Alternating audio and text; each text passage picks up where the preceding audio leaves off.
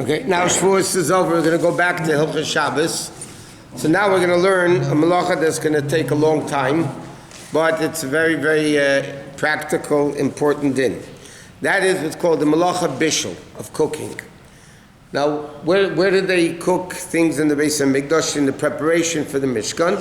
So they used to cook the dyes to be able to dye all the materials that they needed to dye in the Bais Din. So they used to cook the spices.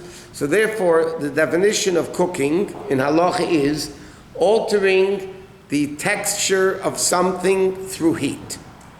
Now, cooking means cooking, baking, frying, roasting, melting. Well, melting is whatever way it is. All those things are part of the halacha of cooking. So cooking doesn't only mean cooking. It means, again, all the other types of heat. Anytime you change something through heat, so that is called the halacha bishul. Now, there's a difference halachically.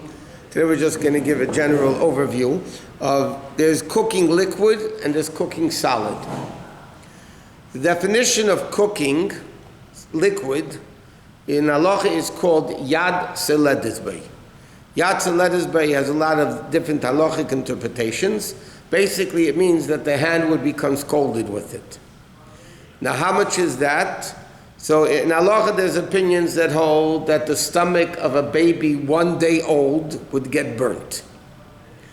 Another opinion in halacha is that if you stick your hand into it, you'd have to pull it back. There's one opinion in halacha, we don't pass on like that. The body temperature, which is 98.6, used to be at least.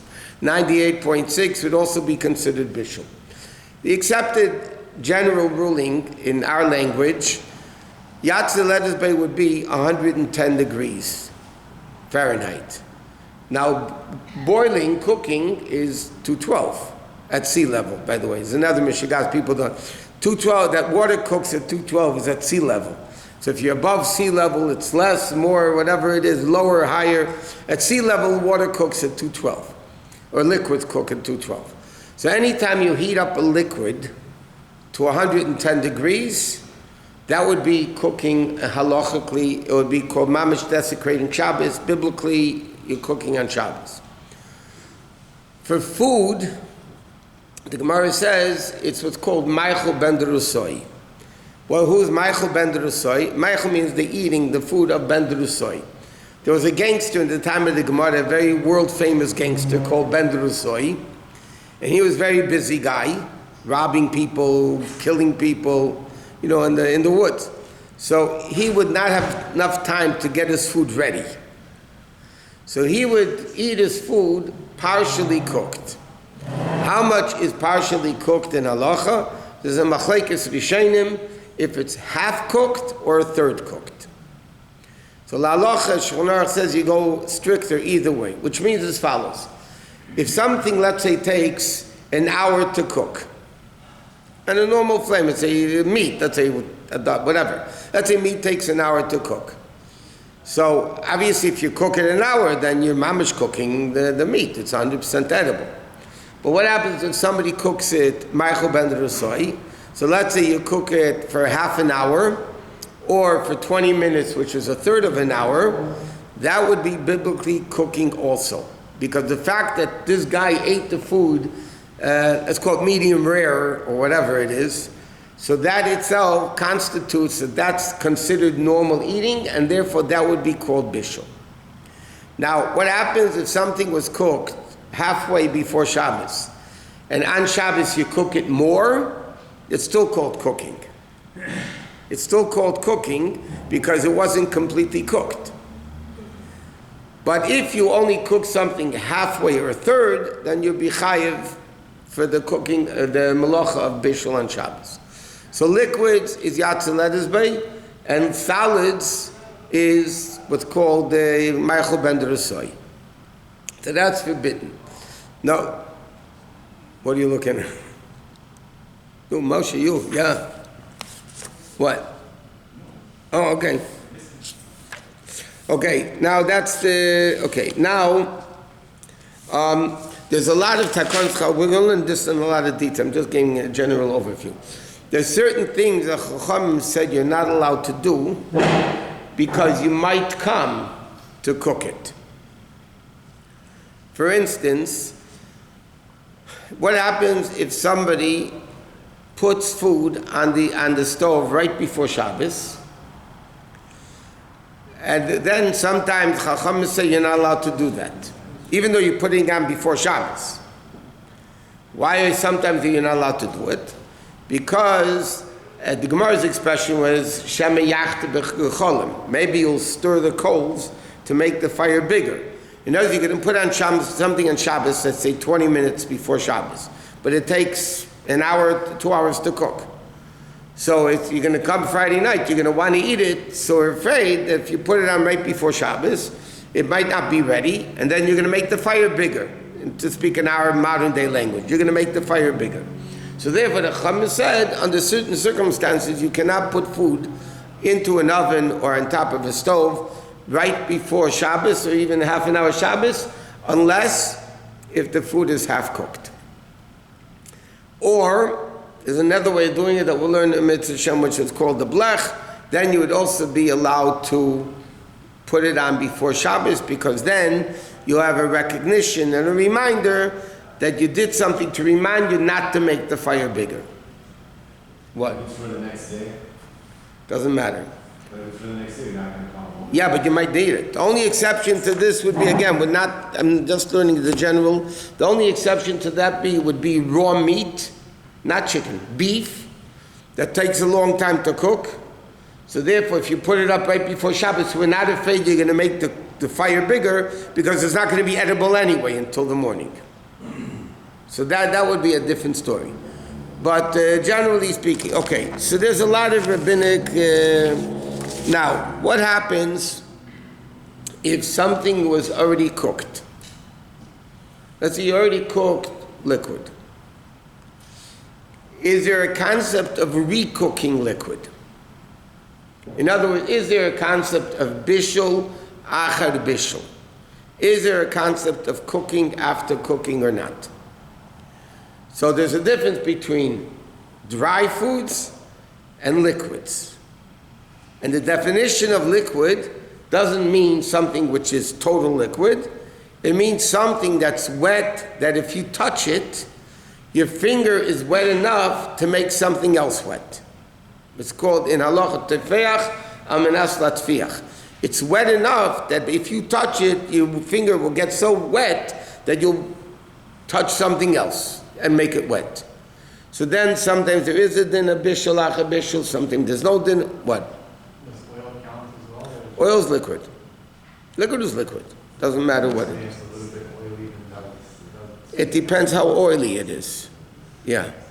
If you have a kugel that's very oily, that would be able to become recooked. But again, I'm jumping the gun, so just tell you general guidelines, then we're going to learn a million details. Now, another important thing to keep in mind is as follows. The pot that's on the fire, it doesn't matter if it's gas or electric, it doesn't matter.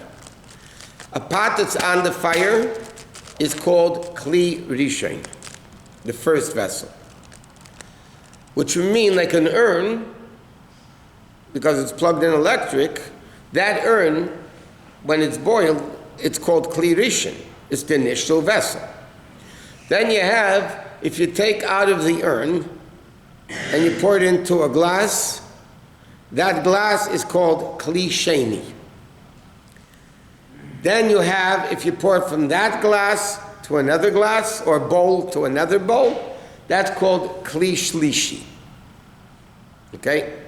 So you have kli rishon, which is the pot that's on the fire. Kli sheni is the pot that you poured into it. And the kli shlishi is another pot that you poured into it. So obviously the degree of heat and the ability to cook is less by a kli sheni than it is by a kli rishon. And a kli shlishi is even less than a kli sheni. Okay, these are, again, we're going to learn all these concepts a million times. So just, again, generalizing it in a very, but then you have a different story. So if, let's say, I have an urn, okay, and I pour, or a kettle, and I pour from a kettle into this bowl, so now this is a kli sheni. Okay? And if I put certain things in there, it has a din. It doesn't cook, doesn't it cook? But what happens if I put food into a bowl and I pour straight from the urn over the food? That is hotter than pouring the liquid into the bowl and then adding the food. That is what's called irui klirishin, the pouring from a klirishin.